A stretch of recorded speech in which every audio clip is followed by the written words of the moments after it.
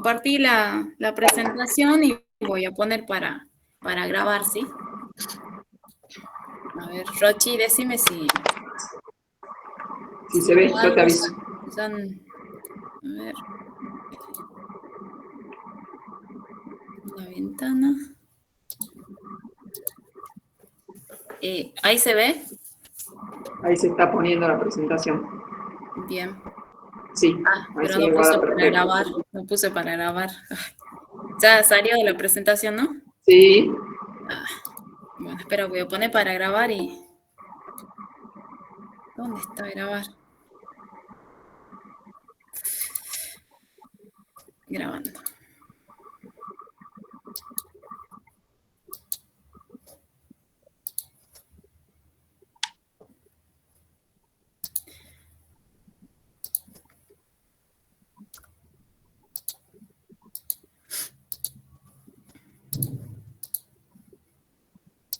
Listo. Ahí, Rochi. ahí está, ahí se está Bien, poniendo. perfecto. Bueno, el tema del trabajo práctico es estructura de los metales. Vamos a comenzar con un pequeño repaso nomás de lo que vieron o de lo que leyeron del apunte y también, bueno, ayer tuvieron consulta, no sé si han podido asistir, pero bueno, vamos a rescatar algunas cosas que son importantes para el trabajo práctico, ¿sí? Primero que todo, los metales cristalizan en tres tipos de estructuras principales, ¿sí? Tres tipos de estructuras cristalinas. Tenemos la estructura cúbica centrada en el cuerpo, la estructura cúbica centrada en las caras y la estructura hexagonal compacta.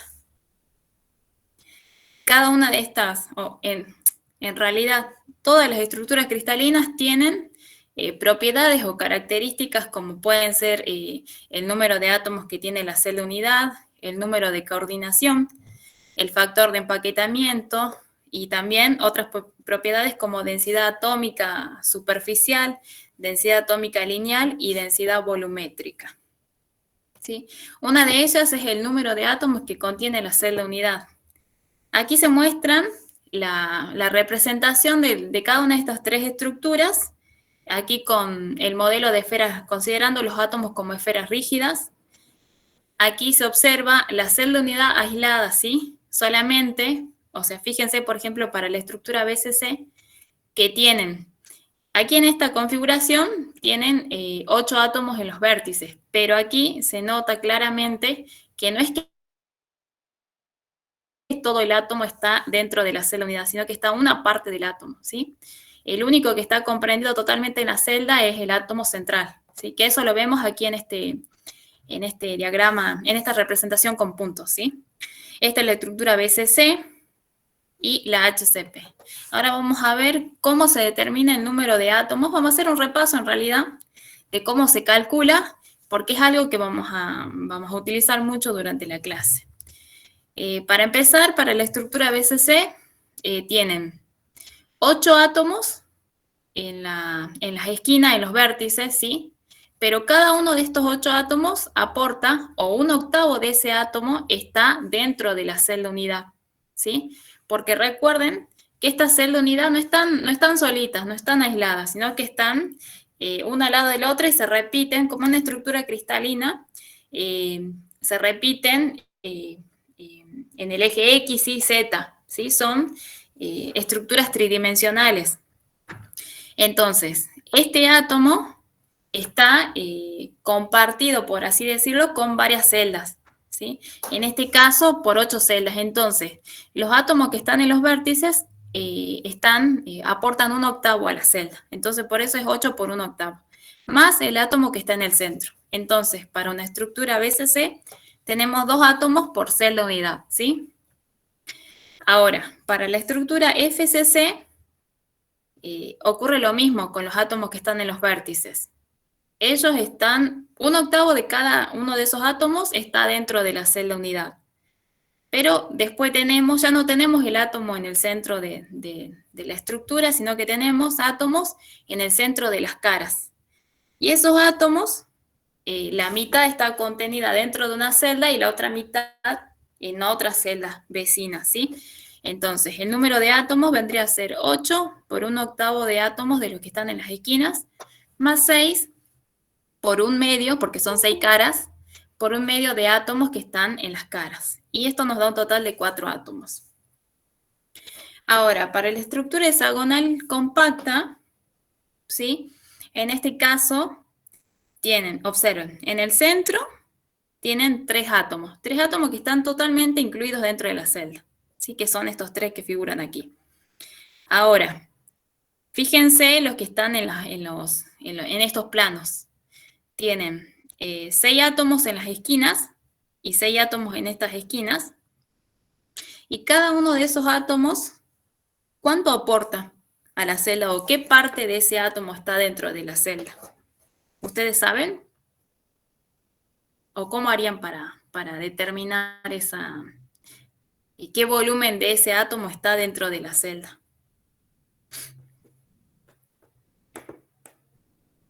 ¿Ninguno? Bueno, aquí tienen que, por geometría y sabiendo los ángulos, los ángulos de este hexágono son de 120 grados. Y ustedes saben que la circunferencia que se forma es de 720. Entonces, ahí sería un sexto de átomos, ¿sí? Entonces se multiplica 12 porque son 6 átomos, aquí arriba hay 6 átomos en el plano de abajo, multiplicado por un sexto, más los átomos que están en los centros de esos planos, de esas caras, ¿sí? Que sería 2 por 1/2, porque cada uno está, 1/2 de ese átomo está dentro de la celda unidad. Más los 3 átomos que estaban aquí en el centro nos da un total de 6 átomos. Sí, esos son números que tienen que acordarse, o por lo menos si no se acuerdan, saber cómo determinarlos. Ahora vamos a hablar de otra característica también de las celdas unitarias, que es la densidad volumétrica, ¿sí? La densidad se define como el cociente entre la masa y el volumen de una sustancia, ¿sí? Si ustedes quieren determinar la densidad, hacen este cociente y ya obtienen la densidad. Ahora, si aplicamos esta definición para una celda unidad, nos quedaría la densidad de la celda unidad va a ser igual a la masa de la celda unidad sobre el volumen de la celda unidad. Y ahora, ¿cómo pueden? El volumen de la celda unidad, como ya lo vieron en la teoría, se puede calcular con los parámetros de red, ¿sí? Ustedes saben que las estructuras cristalinas tienen 2 tipos de parámetros de red, tienen lo que son las longitudes y los ángulos, ¿sí? Entonces, en función de cómo sea la geometría de la estructura y de esos parámetros, pueden determinar fácilmente el volumen de la celda unidad. Pero la masa no es complicado determinarla, pero bueno, tienen que tener en cuenta la siguiente expresión, que es, esta se determina en función del número de moles, tiene que ver con la ley de Avogadro, ¿sí? Donde la masa de la celda unidad está dada por el número de átomos que tiene la celda unidad, el peso atómico que tiene el elemento que está en la celda unidad y el número de Avogadro. Si hacemos un análisis de las dimensiones, tenemos la masa, está dada en gramos por celda unidad, ¿sí? Porque es la masa de una celda unidad. Es igual, el número de átomos de la celda unidad son átomos por celda unidad. El peso atómico es gramos por mol. Y el número de Avogadro, recuerden que el número de Avogadro es el número de átomos que hay en un mol, ¿sí? Entonces las unidades son átomos por mol. Y aquí se pueden simplificar mol con mol, átomos con átomos, y me queda gramos por celda unidad, que efectivamente es la masa de la celda unidad. Y bueno, como ya les dije, que el volumen de la celda unidad depende de la estructura de la celda cristalina. Ahora, la expresión que vimos antes de la densidad va a quedar de esta forma. Y bueno, por último vamos a ver lo que es la relación del radio atómico y el parámetro de red para 2 tipos especiales de estructura, como son la BCC y la FCC, ¿sí? En el caso de la BCC, ustedes saben que esta arista, bueno, la longitud es A, que es el parámetro de red, ¿sí? O constante reticular, como quieran llamarla. Pero además para una estructura BCC, la diagonal central intersecta los átomos, estos dos átomos que están en el vértice y el átomo central, y estos tres átomos están en contacto. Entonces, conociendo el valor de esta diagonal por geometría, ustedes pueden determinar el parámetro de R en función del radio de los átomos. Fíjense que en este caso, esta diagonal es igual a 4 radios, ¿sí? Tienen un radio aquí, un radio atómico de este lado, y este es un diámetro que son 2 radios. O sea, 4 radios es igual a raíz de 3 por A. Esa raíz de 3 por A sale por aplicando el teorema de Pitágoras, ¿sí? Primero lo aplican sobre la cara, que aquí tienen A y A. Esta longitud le da raíz de 2 por A. Y después le queda este triángulo con estos catetos, raíz de 2 por A y A. Entonces esta diagonal es raíz de 3 por A. Ahora, para el caso de la estructura FCC, aplicamos, o sea, tenemos en cuenta la diagonal donde los átomos están en contacto, pero en este caso sería sobre sobre las caras, ¿sí? Aquí vemos que la diagonal intersecta 3 átomos, pero si contamos tenemos 4 radios. Igual, y bueno, por trigonometría determinamos que esta diagonal es igual a raíz de 2 por el parámetro de red, ¿sí? Esas son dos relaciones que tienen que tener en cuenta para los ejercicios que vamos a ver ahora. Bien, vamos a comenzar. ¿Quedó alguna duda de lo que expliqué o de lo que repasamos? No, profe. Bueno, vamos a comenzar con el ejercicio 1.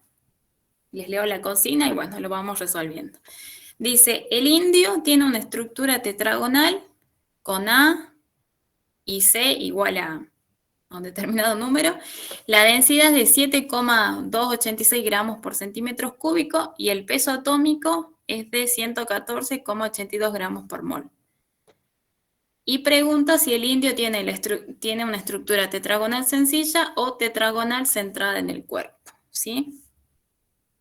¿Qué piensan ustedes que qué tendrían que determinar para poder responder esa pregunta? El número de átomos. Exactamente, ¿sí? Así como los muestran, como está aquí en las imágenes, tenemos la estructura tetragonal simple, es un prisma, ¿sí? Que tiene un átomo de indio en cada uno de los vértices. En este caso tenemos 8 vértices, 8 átomos, y cada átomo aporta un octavo. Entonces tendríamos, ¿cuántos átomos en esta celda unidad? ¿Un átomo? Un átomo, exactamente. Un átomo en la tetragonal simple, ¿sí? Y en esta celda unidad, aparte de esos átomos que están en los vértices, tenemos un átomo centrado en el cuerpo. Bueno, aquí dicen en interior, pero bueno, es lo mismo en el cuerpo. Entonces tenemos los 8 átomos en los vértices, cada uno aporta está dentro de la celda con un octavo, ¿sí? Y el átomo central sería este átomo central más uno de los vértices, 2, ¿sí? 2 átomos en la estructura tetragonal centrada en el cuerpo, ¿sí? Entonces, nosotros tendríamos, a partir de los datos que da la consigna, determinar el número de átomos que tiene la celda, y como ya sabemos cuánto tiene cada una de estas estructuras, podemos decir cuál de las dos estructuras tiene el indio, ¿sí? Entonces, fíjense, tienen como dato la densidad, el peso atómico y los parámetros de red. Le da 2 parámetros porque recuerden que la estructura tetragonal es un prisma, ¿sí? La base tiene la base es cuadrada, pero la altura es diferente, ¿sí? Entonces, pueden calcular con el parámetro el volumen de la celda unidad, tienen el peso atómico, el número de Avogadro es una constante, tienen como dato la densidad y pueden despejar el número de átomos que tiene la celda unidad. Si les da 1 es tetragonal sencilla, y si les da 2 es tetragonal centrada en el cuerpo, ¿sí? Bueno, eso es todo el ejercicio 1. Ahora pasamos al ejercicio 2. Dice, la constante de red del arseniuro de galio, que tiene esa fórmula, galio arsénico, es de 5,65 Armstrong. Demuestre que la densidad teórica del arseniuro es igual a 5,33 gramos por centímetros cúbicos. ¿Sí? ¿Saben a cuánto equivale el Armstrong, no? ¿O tienen idea de esa dimensión?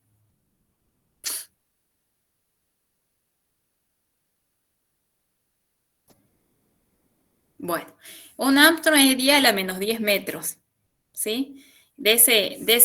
Esa constante de red tienen las estructuras cristalinas, porque recuerden que están formadas por átomos, y los átomos tienen tamaños menores del orden de los Armstrong, ¿sí? Como son 2, 3 átomos en general que están en las aristas, el parámetro de red es del orden del tamaño de los átomos.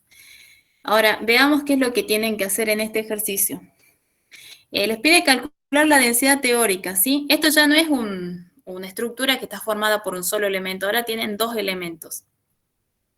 Entonces, para calcular la densidad necesitan saber el número de átomos, el peso atómico, número de Avogadro-Sacks-Dato y el volumen de la celda unidad. ¿Sí? Como dato adicional, les voy a decir que la estructura es cúbica, ¿sí? Entonces, el volumen de la celda unidad es el parámetro de red elevado al cubo, ¿sí? Que no está en la consigna. Ahora nos falta determinar el número de átomos de la celda unidad y el peso atómico, ¿sí? ¿Cómo harían aquí para determinar estos dos valores?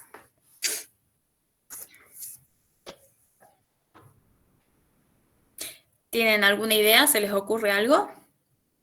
¿Alguna forma de resolverlo? Tienen aquí la estructura, ¿no? Donde están indicados cuáles son los átomos de galio y los de arsénico.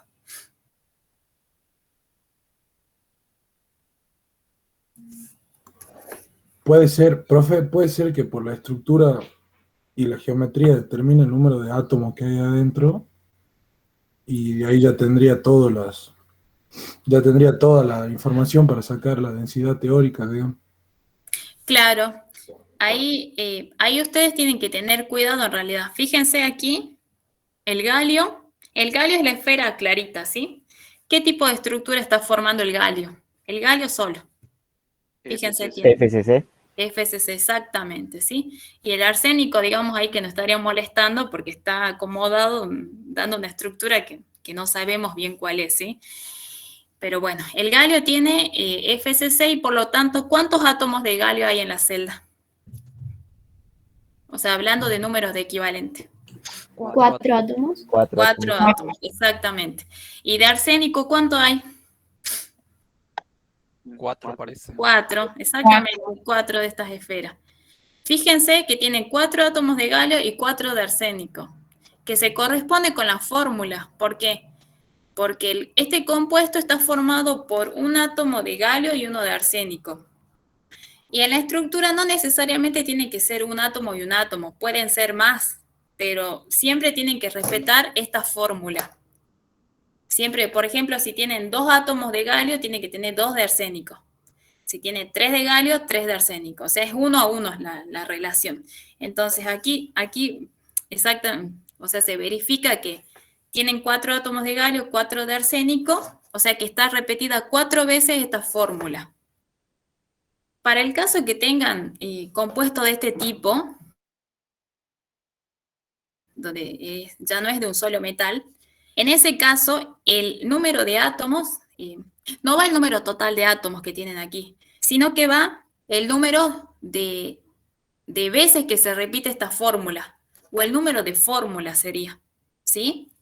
Entonces, el número de veces que se repite este compuesto, esta fórmula, es 4, porque tienen 4 átomos de galio y 4 de arsénico. Entonces, el número de átomos de esta celda unidad va a ser 4. Y el peso atómico es directamente la suma de los pesos atómicos de estos dos elementos. ¿Se entiende? Sí, profe. Sí, profe. Igualmente ustedes pueden, para convencerse mejor, lo pueden desarrollar después, pongan la densidad de la celda unidad es la masa de la celda unidad sobre el volumen de la celda unidad. Y la masa, fíjense que la masa, si ustedes ven la estructura, si ven esta figura, van a decir, bueno, la masa de la celda unidad va a ser la masa de galio más la masa de arsénico, ¿no es cierto? Porque son los dos elementos que están en la estructura. La masa de galio va a estar dada por el número de átomos que tiene el galio y su peso atómico. Y la masa de arsénico va a ser la masa el número de átomos de arsénico por su peso atómico. Como los dos son 4, o sea, los dos números de átomos son 4, lo pueden sacar factor común y le va a quedar 4 multiplicado por la suma del peso atómico del galio más el peso atómico del arsénico. Eso les dejo como tarea para la casa, pero es otra forma de que verifiquen efectivamente que aquí en el número de átomos va 4 y no va 8, ¿sí? No es que tienen que contar la cantidad total de átomos, porque ya estamos hablando de una estructura que tiene 2 elementos. Ahí ya es diferente. Entonces, el número de átomos en este caso vendría a ser el número de veces que se repite esta fórmula. Y el peso atómico es la suma de los 2 pesos atómicos, ¿sí? Directamente, bueno, ya reemplazan con los valores correspondientes y obtienen la densidad de esta estructura cristalina, ¿sí? Ahora, ¿se entendió? ¿Se entendió este ejercicio? Sí, profe. Sí, profe. Bueno, bien. Pasemos al siguiente, ¿sí? A ver, esto lo van a hacer ustedes en su casa. Yo les explico un poquito cómo tienen que hacerlo. Miren, dice, calcular el cambio porcentual en el volumen cuando la circonia se transforma de una estructura tetragonal a una monoclínica. Las constantes de red para la celda monoclínica son A, B y C, respectivamente, y el ángulo beta. Las constantes de red para la celda tetragonal son A y C, expresada en Armstrong. Pregunta si la circonia se expande o se contrae y también cuántos átomos tiene cada una de estas celdas unitarias, ¿sí? Aquí yo les muestro las celdas, la estructura que tiene la circonia con el cambio de temperatura, ¿sí? Cuando aumenta la temperatura se transforma de una estructura a otra, ¿sí? Para el problema solamente tenemos que analizar esta transformación de tetragonal a monoclínico. Y para responder esta primera pregunta de si se expande o se contraen, lo que tienen que hacer ustedes es determinar los volúmenes, ¿sí? O sea, si se expande va a aumentar el volumen, o sea que el cambio de volumen va a ser positivo. Y si se contrae la celda, va a ser negativo. ¿Y con qué pueden calcular el volumen de la celda unidad? ¿Qué necesitan para calcular el volumen? Los parámetros de la red. Los parámetros, exactamente, ¿sí? Por eso tienen todos. La monoclínica, recuerden que tiene los 3 lados desiguales, ¿sí? Diferentes, y además tienen un ángulo que es distinto de 90. La tetragonal tiene las bases cuadradas, pero la altura es diferente y todos los ángulos son 90 grados, por eso no lo aclaro, ¿sí?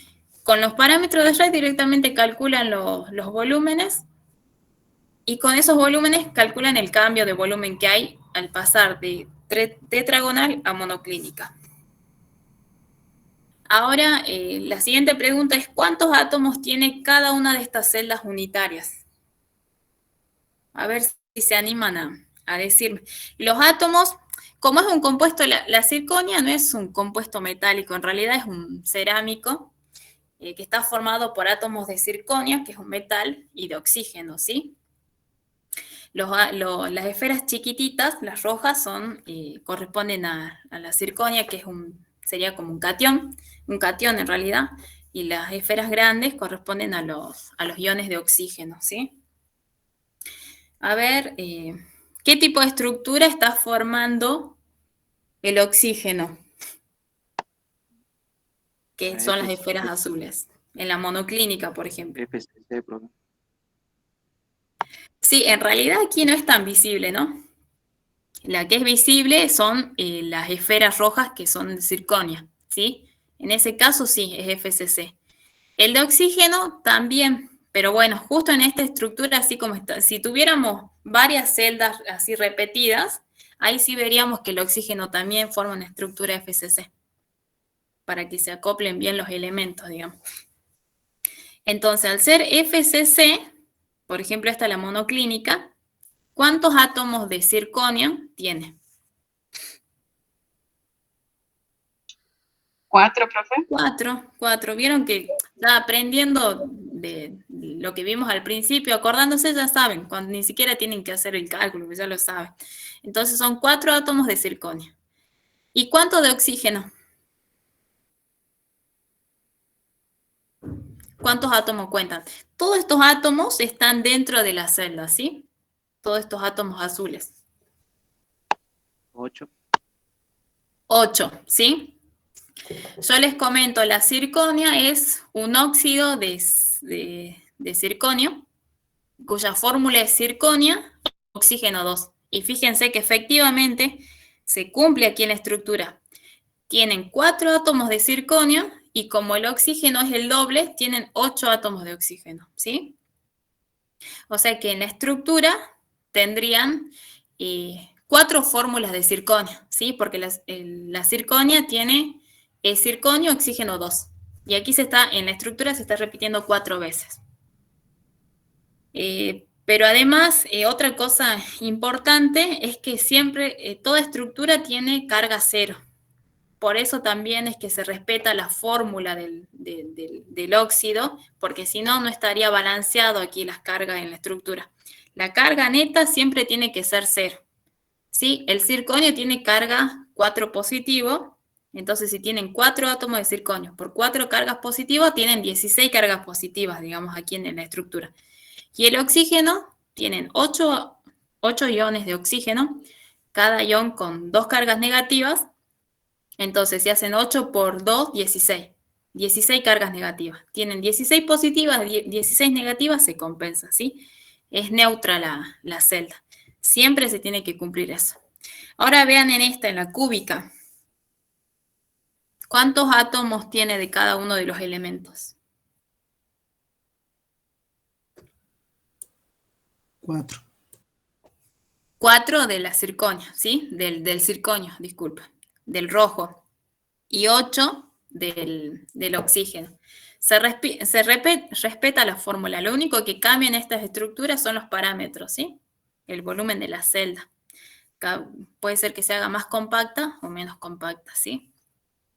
Bueno, eso tienen que responder, ¿sí? Si se expande o se contrae, calculando el cambio de volumen y cuántos átomos tiene cada una de estas celdas. No solamente la que implican las transformaciones, ¿sí? Estas dos, sino que esta también tienen que especificar. Bien, ahora pasemos al siguiente ejercicio. Dice, considere la estructura cristalina del compuesto metálico cobre-oro. Este puede describirse como una red cúbica sencilla con una base de cobre, y bueno, de 2 cobres y 2 oros.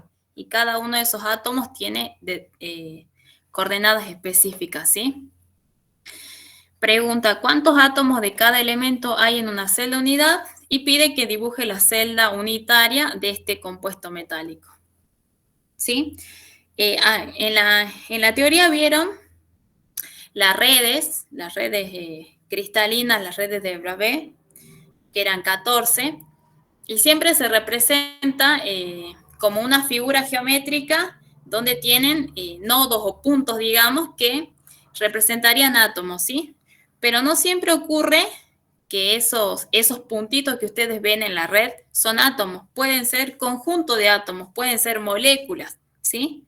A eso se llama base. La base puede ser un átomo, 2 átomos o 4 átomos, como menciona aquí, con determinadas coordenadas, ¿sí?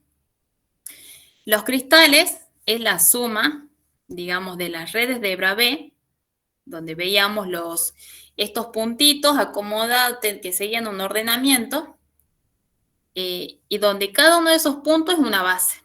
Si ustedes colocan esta base en cada uno de esos puntos, obtienen un cristal, ¿sí? O sea, aquí tienen que tener en cuenta que esos puntos que vieron en las redes de Bravais no necesariamente tienen que ser un átomo. Puede ser 2 átomos unidos, pueden ser 3 átomos, 4 átomos, puede ser una molécula. Hay un montón de opciones, digamos. Pero lo que tienen de característico es que presentan un ordenamiento, ¿sí? Ahora veamos un ejemplo. Les voy a dar el ejemplo del diamante. El diamante está compuesto por carbono, ¿sí? Pero carbono que está acomodado de una determinada forma, porque el carbono también puede formar, por ejemplo, el grafito, pero ya forma con otro tipo de estructura. En el caso del diamante, es un cristal que está formado por una red y una base. La red es la red FCC, o sea, tenemos una estructura cúbica centrada en las caras, ¿sí?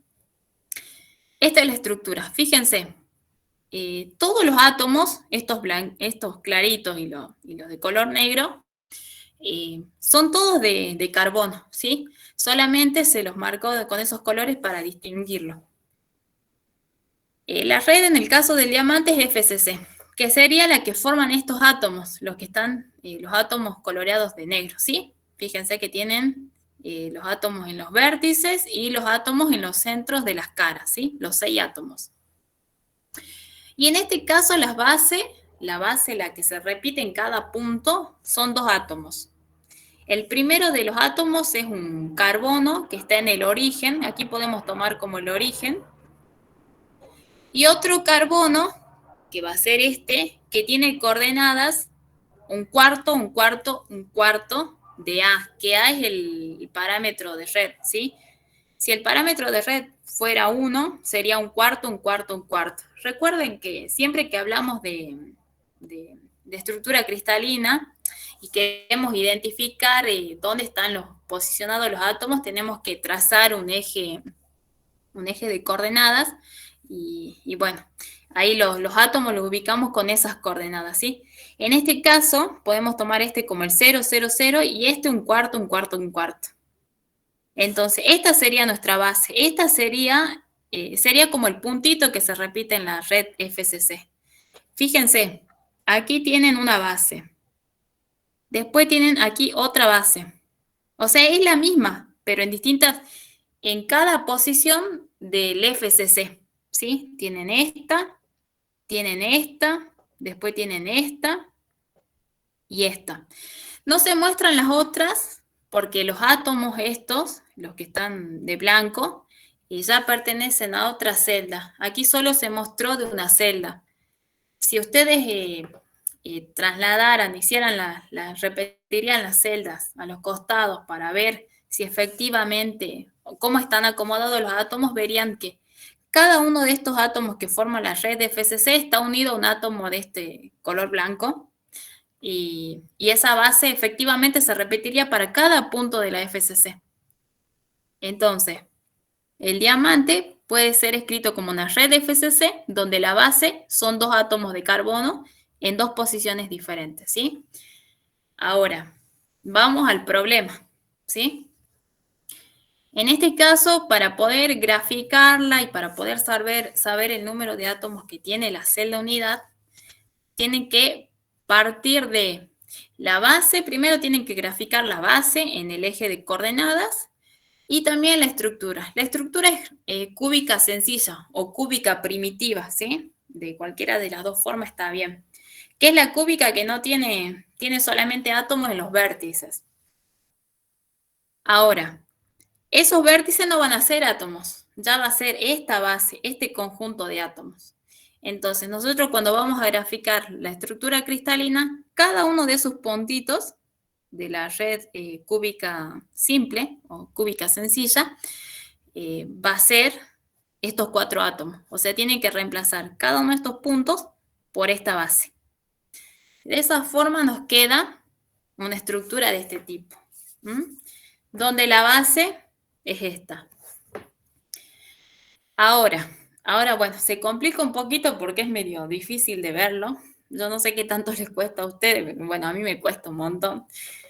Pero bueno, veamos. Dice, pregunta, ¿cuántos átomos de cada elemento hay en una celda unidad? Para contestar eso, ustedes tienen que saber que siempre se tiene que fijar lo que están dentro de la celda unidad, no los que están afuera, ¿sí? Es lo que los átomos que están comprendidos dentro de la celda. Por ejemplo, fíjense, este átomo de cobre, que es el 0 de coordenada 0, 0, 0. Este está aquí. Sí, yo lo puse con los mismos colorcitos para que se note mejor. Tienen un átomo aquí, otro aquí, otro aquí, otro aquí. Bueno, tienen 8, ¿sí? 8 átomos. ¿Cuántos átomos de ese cobre tienen en la celda, en realidad?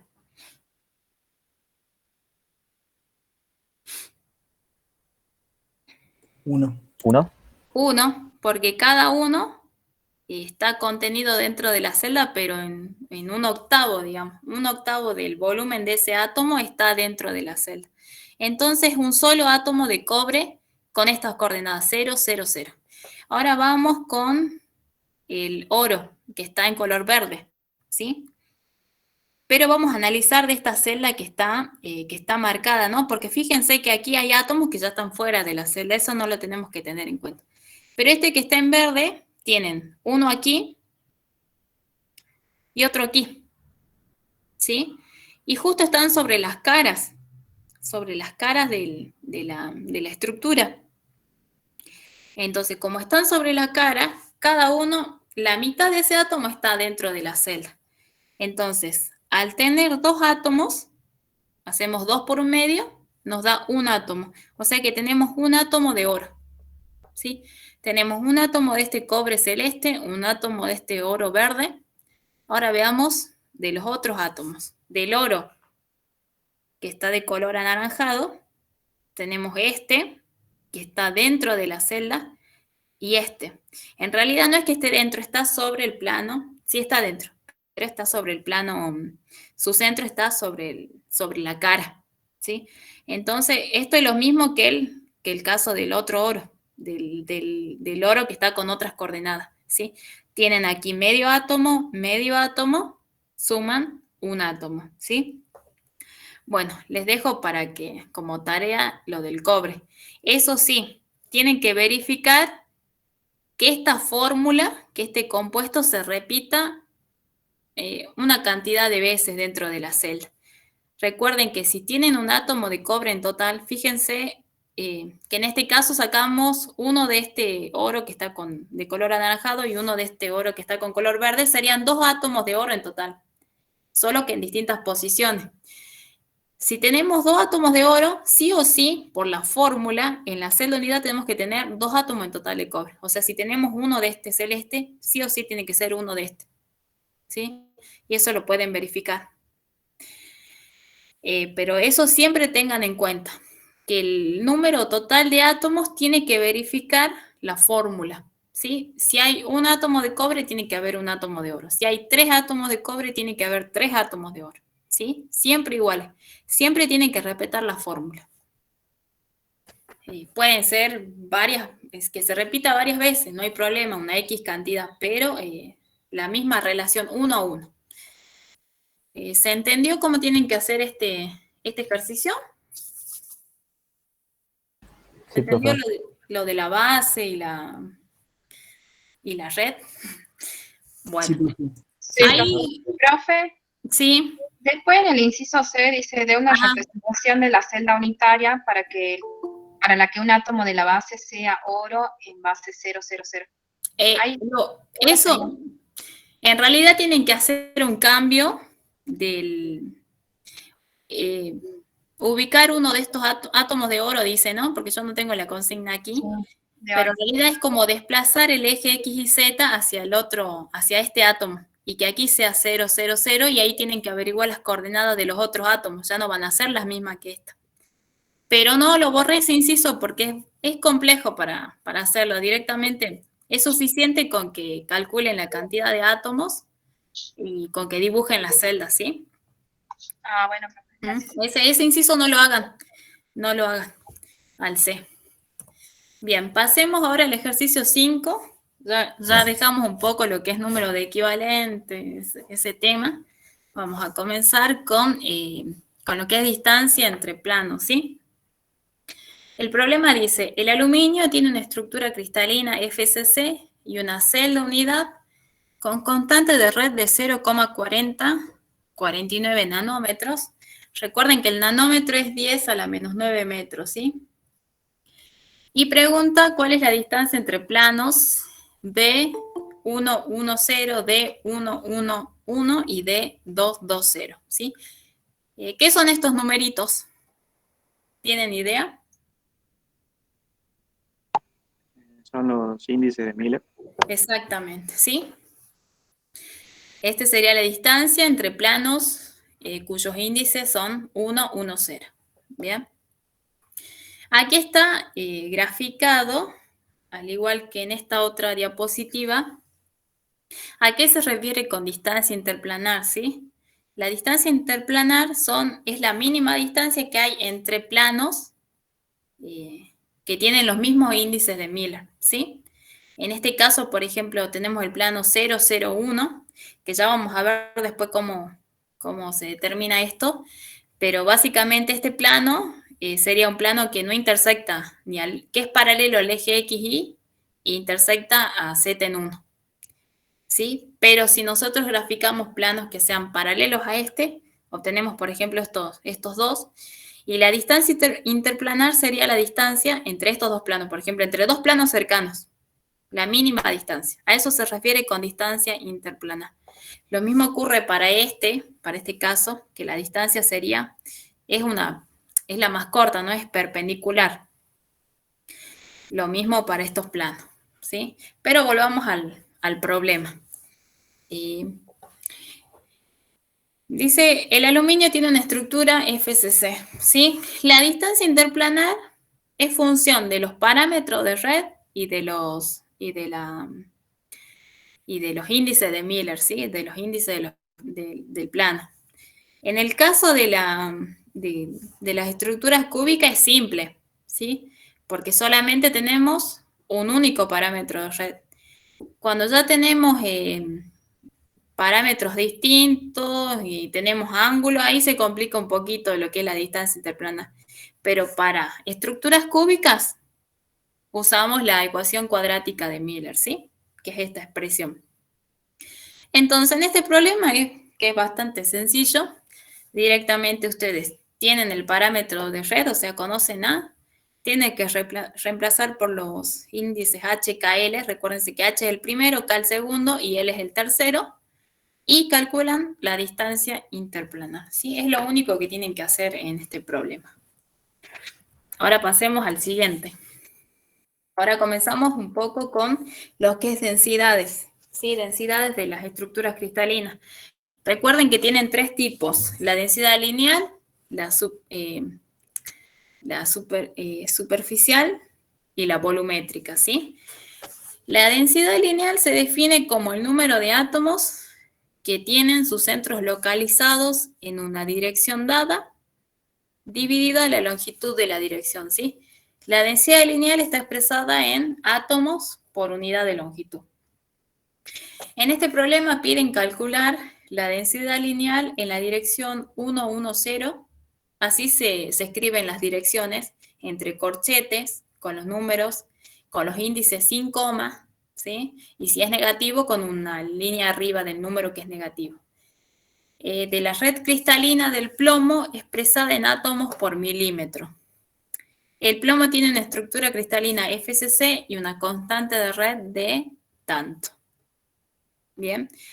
No lo vamos a resolver al problema, sino que yo les voy a plantear un ejemplo del cálculo de la densidad lineal, pero de otra dirección y para otra estructura, ¿sí? En este caso, grafiqué para la dirección 1, 1, 1, cuyo primer índice es negativo, y es una estructura BCC, ¿sí? Esto es para que se guíen nada más. Ahora, lo primero que tienen que hacer cuando le piden calcular densidades es dibujar la estructura en los ejes coordenados, ¿sí? Porque ahí van a determinar la longitud, el área o la longitud o el área, y también la cantidad de átomos, ¿sí? O sea que sí o sí tienen que hacer la estructura. Ahora veamos, para el caso de una BCC y esta dirección, lo primero que tienen que determinar para calcular la densidad es la longitud de la dirección. ¿Cómo hacemos para saber la longitud? Tenemos que graficar la dirección, o sea, el vector. En este caso, siempre es conveniente tomar un vector que sale del eje de coordenadas del 0, 0, 0 y llega a un punto final que va a coincidir con los índices de la dirección. Pero bueno, en este caso no era tan simple porque puse una dirección que tiene un valor negativo. Yo en este caso planteé como origen este punto que es el 1, 0, 0, y sabiendo porque recuerden que este valor se obtiene de restar el punto final menos el punto inicial, como en todo vector, ¿sí? Entonces, si yo conozco el punto inicial, conozco cuál es la resta, entonces puedo determinar el punto final. Por eso marqué esta línea. Esta línea representa la dirección 1, 1, 1, ¿sí? Ahora, ya puedo calcular la longitud de la dirección. ¿Por qué? Porque esta diagonal justo es la diagonal principal de la estructura BCC. Y por Pitágoras puedo determinar cuál es su longitud. Ahora falta calcular el número de átomos, ¿sí? En ese caso, la forma más sencilla, porque a veces cuesta ver cuántos átomos tienen los centros localizados en la dirección, directamente van a contar los números de diámetro que están en la dirección, ¿sí? Fíjense, aquí tienen un diámetro que es la del átomo central, y aquí tienen medio diámetro y medio diámetro. Entonces, entre estas dos suman, entre los vértices suman un átomo, más el central son 2 átomos. Entonces, la densidad va a ser igual a, bueno, un átomo más 2 por un medio de átomo sobre la longitud de esta dirección. ¿Sí? Pero bueno, esto es sencillo para calcular el número de átomos, pero hay otras direcciones que se hace más complicado, más complejo determinar el número de átomos, entonces directamente nosotros les aconsejamos que cuenten los diámetros.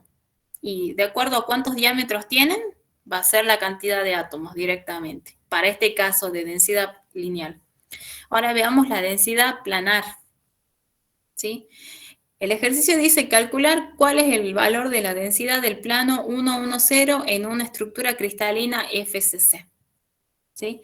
Aquí no les da valor de ningún parámetro, nada, solamente tienen que dejar expresado. ¿Sí? Llegar a una fórmula y lo dejan así expresado. En este caso, la densidad planar se define como el número equivalente de átomos cuyos centros están intersectados por el plano sobre el área del plano. ¿Sí? Ahora veamos. De nuevo, puse un ejemplo que no es el que corresponde al problema, ¿sí? Porque eso lo tienen que hacer ustedes. Tienen una estructura BCC y el plano 1, 1, 1, ¿sí? Este plano es el que está indicado con rojo, que es el plano que intersecta a los 3 ejes en 1, ¿sí? Bueno, ¿tienen idea de cuántos átomos están intersectados por el plano?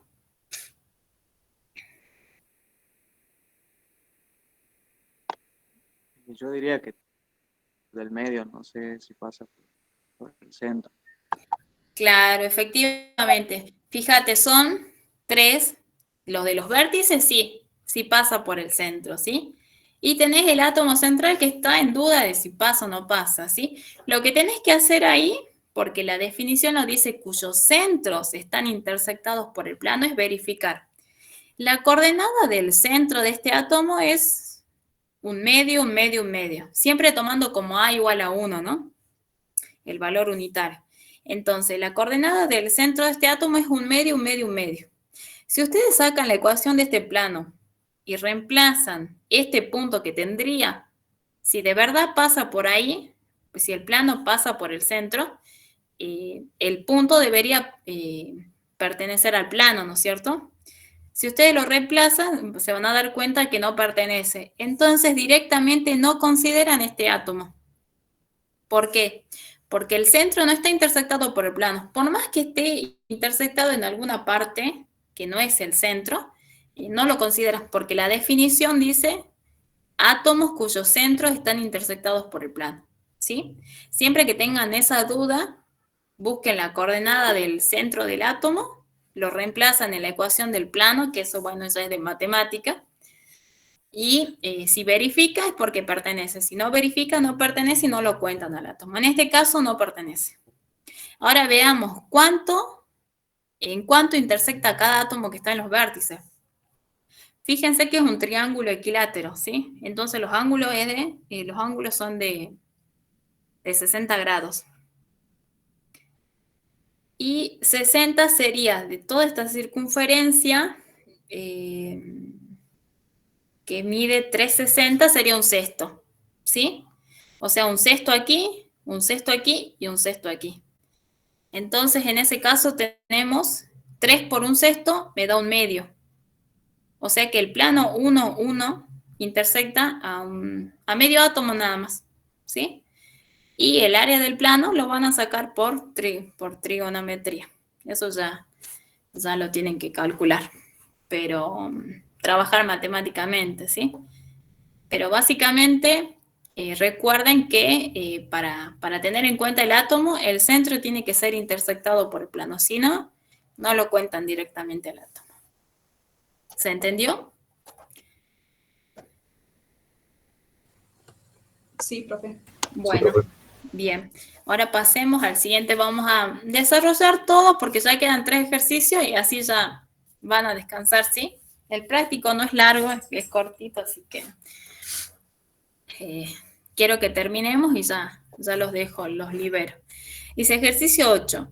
Determinar los índices de las direcciones de la celdilla cúbica unitaria mostrada en la figura adjunta. ¿Sí? Ustedes tienen 2 figuras ahí. Una corresponde al ejercicio 8 y otra al 9.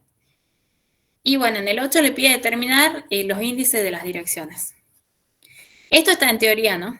Pero bueno, lo vamos a repasar porque es más práctica que otra cosa.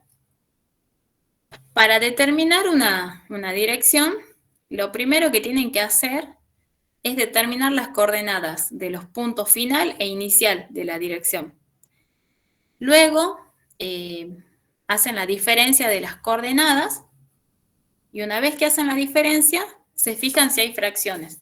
Si hay fracciones, los tienen que llevar a números enteros, ¿sí? Multiplican por el común denominador y obtienen números enteros, ¿sí? Porque los índices son números enteros.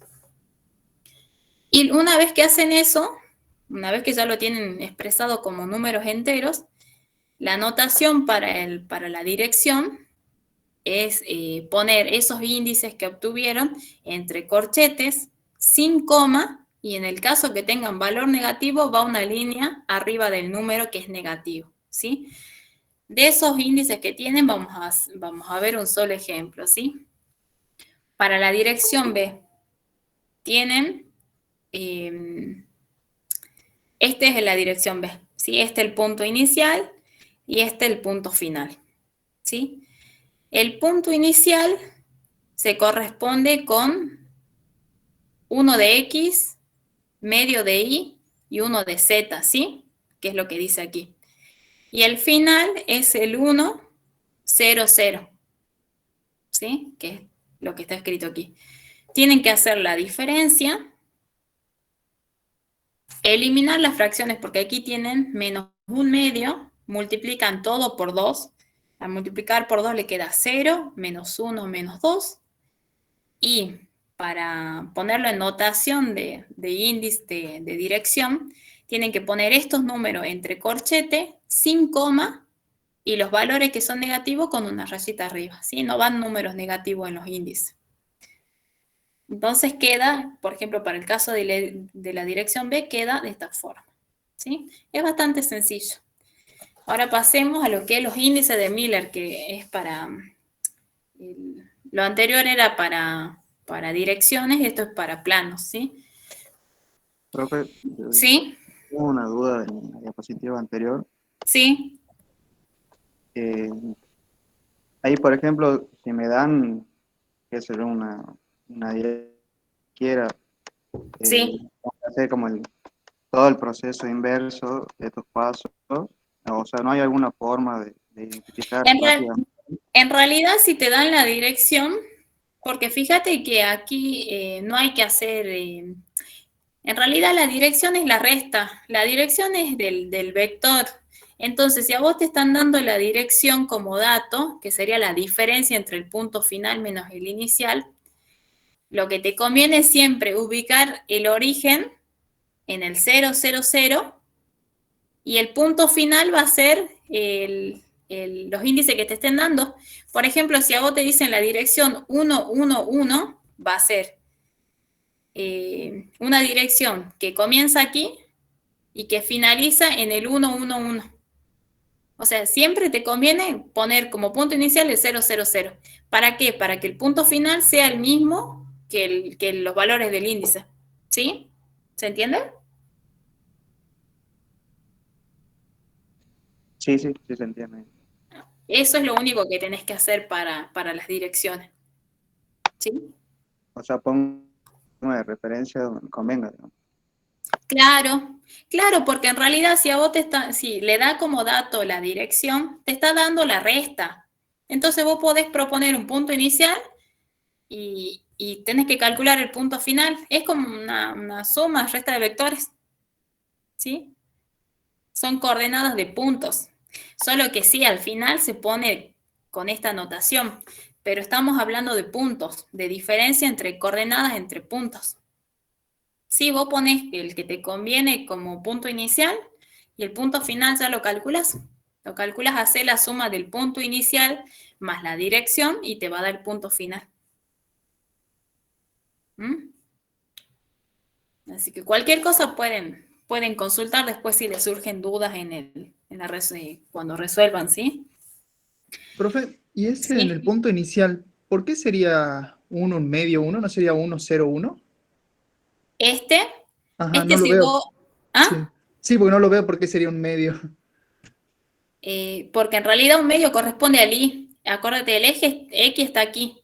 Entonces, si lo proyectamos, es 1 en X. Ahora en Y, si vos proyectás, te da, bueno, no justo en la mitad, está como corrido. Pero bueno, ahí dice un medio, ¿entendés? Esto es como quedaría la mitad del Y. ¿Se entiende? O sea, vos sacás las coordenadas de este punto y te da un medio en Y. Y en Z tiene 1. Ahí está. ¿Lo entendés? Sí, ahí sí, profe, Capaz que gracias. tendría que estar un poquito corrida para aquí, ¿sí? Si naciera aquí, si comenzara aquí y termina ahí, ¿sí? Sería está muy corrido a la izquierda, es un medio. Pero bueno, con los otros no creo que tengan problema. Cualquier cosa pueden consultar. Igualmente los resultados creo que ya los va a subir Rochi para que ustedes verifiquen, ¿sí? Bien, ahora pasamos a lo que es los índices de Miller. Esto es más sencillo. Ahora, para determinar los índices de Miller, tienen que seguir un procedimiento más o menos parecido, ¿sí? Primero que todo, tienen que verificar que el plano no pase por el origen de coordenadas, o sea, que no pase por el 0, 0, 0. Si llegara a pasar el plano por ese punto, tienen que redefinir el eje X y Z, ¿sí? Correrlo, trasladarlo, para que el plano no pase por el origen de coordenadas, porque íbamos a tener un conflicto cuando tengamos que calcular las inversas, ¿sí? Los recíprocos de las intersecciones. Porque al pasar por el 0, 0, 0, ya al invertirlo nos va a dar infinito, entonces no vamos a poder calcular los índices de Miller. Entonces, si pasa por el origen de coordenadas, tienen que redefinir el eje X y Z. Y si no pasa por el origen de coordenadas, pasamos al siguiente paso. El segundo paso, en el segundo paso tienen que determinar las intersecciones del plano con los ejes coordenados, ¿sí? Luego tienen que invertir las intersecciones, o sea, calcular los recíprocos. Una vez que calculan los recíprocos, y si tienen fracciones, tienen que llevarlos a números enteros, y una vez que tienen los números enteros, esos serían ya los índices HKL. Y estos para la notación, o sea, para indicar que es un plano, lo tienen que escribir entre paréntesis, sin coma, y los que sean negativos van con una rayita, con la liñita arriba del número que es negativo, ¿sí? Veamos un ejemplo. El plano C, que es este, ¿sí? Este plano, primero que todo, tienen que verificar que no pase por el origen de coordenadas. No pasa por el origen de coordenadas, ¿sí? Está aquí el plano. Ahora, una vez que verificaron lo primero, tienen que determinar las intersecciones. Este plano a X, ¿en dónde intersecta? En 1. En 1, sí. Ahí también en 1, y es paralelo al eje Z, o sea que no intersecta al eje Z. Entonces la intersección es en el infinito, ¿sí? Entonces, si calculan los recíprocos, obtienen que el recíproco de la intersección con X es 1, con Y es 1 y con Z es 0. Esos ya serían los índices HKL. En este caso, como no tienen fracciones, ya los tienen a los valores. Ahora, directamente queda escribirlos así entre paréntesis, sin coma, ¿sí? Y si hay alguno negativo, colocan una rayita arriba del número, ¿sí? Del número que es negativo. ¿Se entendió hasta aquí? Por lo menos esto. Sí, profe. Bueno, Sí, por favor. bien, buenísimo. Ahora ya pasamos al último ejercicio. Es el más larguito, creo. Bien, ahora ya pasamos a lo que es un resultado experimental en realidad es la técnica experimental para determinar la estructura cristalina de los metales, ¿sí? En la teoría se explicó la técnica de difracción de rayos X para sólidos en forma de polvo, ¿sí? Para ese sistema, para ese dispositivo, se utiliza lo que se conoce la ley de Bragg, que relaciona la longitud de onda del rayo X con la distancia entre planos, ¿sí? Entonces, bueno, les voy a leer la consigna y bueno, vamos viendo de a poco.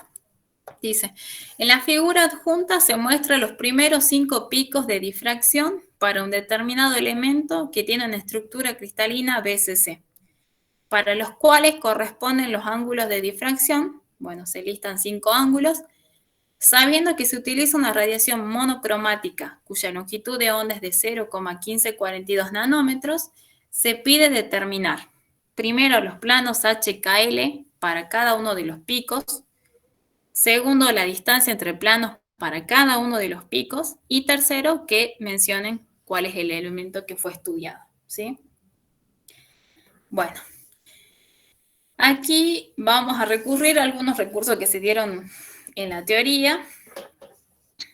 El problema dice que tenemos una estructura BCC, sabemos que es una estructura BCC, no sabemos qué elemento, y que al hacer el ensayo, la medida en el difractómetro, se obtuvo un difractograma, que es esto, digamos. Esta imagen corresponde a un difractograma donde se grafica la intensidad en función del ángulo de difracción, ¿sí? Ahora veamos, ¿cómo creen ustedes que podemos hacer para determinar los planos HKL para cada uno de los picos? O sea, para este pico, ¿a qué plano corresponde? ¿Sí? ¿Cómo creen que pueden hacer con los datos que tienen ahí? ¿Se les ocurre algo?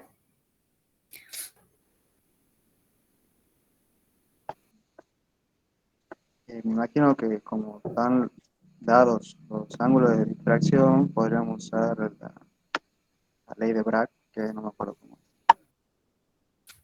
La ley de Bragg sí, que relaciona los ángulos con la longitud de onda y la distancia interplanar, ¿no es cierto? Ahí en realidad podría, fíjate, que vos ya resolviste el ejercicio B, porque te pregunta la distancia entre planos para cada uno de los picos, ¿sí? Con la ley de Bragg y los datos que ya tenemos, como la longitud de onda y los ángulos, puede determinar para cada uno de estos picos de difracción que corresponden a un plano en específico, a un plano HKL específico, ya podés determinar la distancia, ¿sí? Vos resolviste el inciso B, buenísimo. Volvamos al inciso A. Les comento un poquito cómo se hace en este caso. Bueno, esto es lo que pide en realidad, ¿no? Que ustedes muestren así, ¿sí? Que indiquen ahí cuáles son los índices HKL. Pero para eso vamos a ir a una tablita que está en el apunte. Y esta tabla en realidad se obtuvo de la condición que se plantea para la difracción de planos en la estructura FCC y BCC, ¿sí? Hay una condición que dice que, o sea, conociendo los índices HKL, voy a saber si es una estructura FCC o BCC, si difracta o no, o sea, si se observa el pico en este gráfico, ¿sí? La condición para que difracten, por ejemplo, en el plano, en la estructura FCC, es que todos los índices sean pares o impares. Fíjense, aquí está, recuerden que la familia de planos tenía la notación entre corchetes, ¿sí? O sea, esto corresponde a los planos 1, 0, 0. ¿Cumple la condición de que todos son pares o impares? El 1, 0, 0. No. No, porque el 1 es impar y el 0 y 0 lo consideramos par. Entonces, no difracta el FCC. Ahora vamos al otro plano, el 1, 1, 0. Tenemos 1 y 1 es impar, pero el 0 es par. Entonces tampoco difracta. O sea, para la estructura FCC no vamos a ver estos dos primeros planos porque no va a aparecer el pico de difracción. Pasemos a este tercero, el 1, 1, 1. Como los tres índices son impares, sí difracta. Entonces, por ejemplo, si esto correspondería a una estructura FCC, este primer pico que vemos aquí correspondería a este primer plano, al 1, 1, 1. ¿Sí? Y así tenemos que seguir haciendo el análisis con la lista de los índices HKL de distintos planos, ¿sí? Por ejemplo, para el 2, 0, 0, tenemos el 2 es par, 0 par, 0 par, sí difracta porque todos son pares, entonces si la estructura es FCC, sí difracta.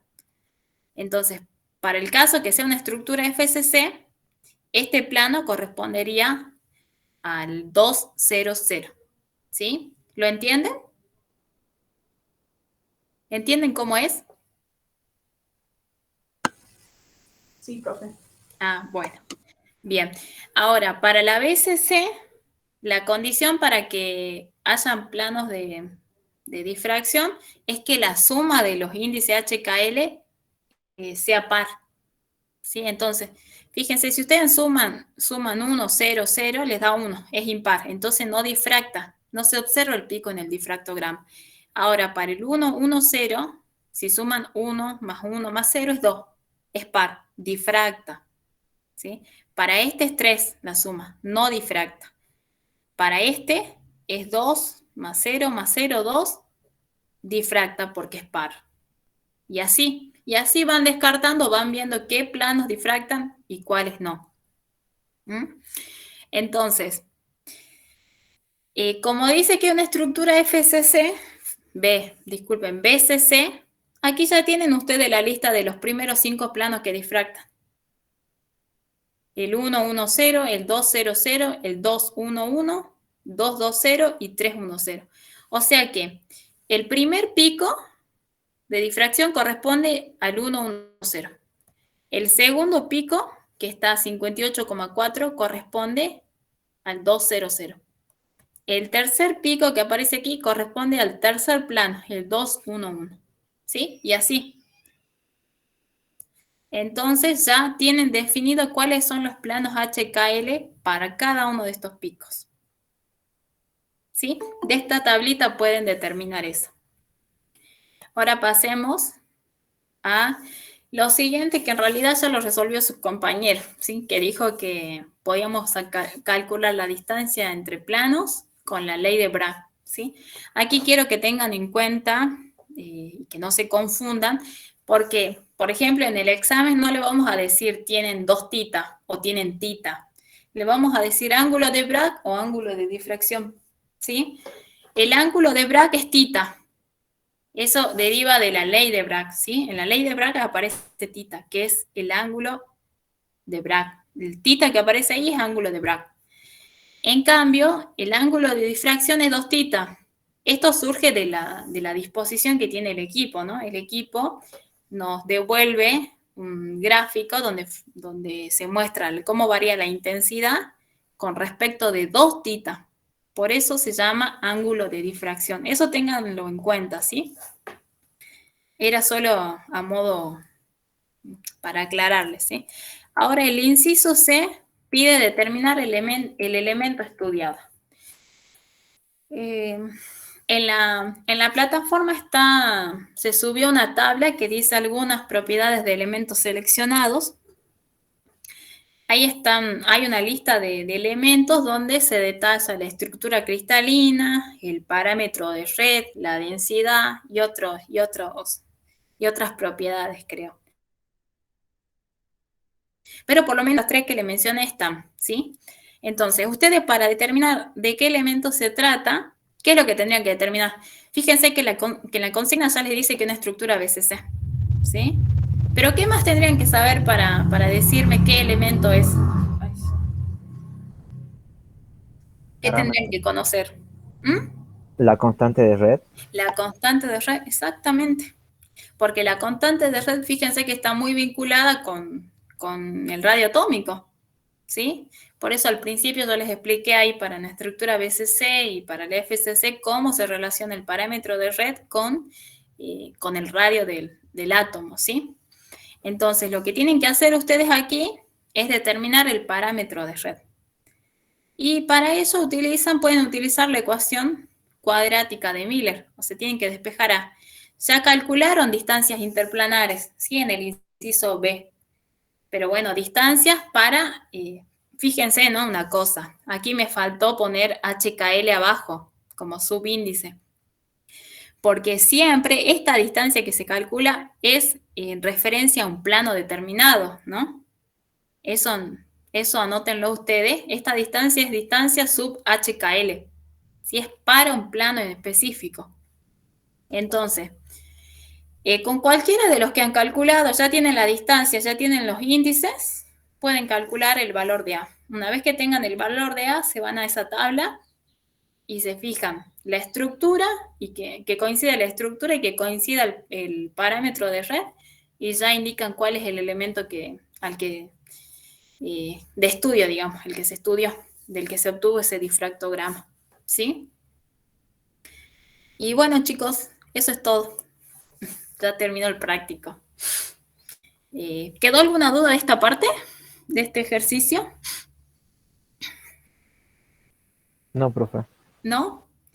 Bueno, cualquier cosa igualmente pueden consultar después.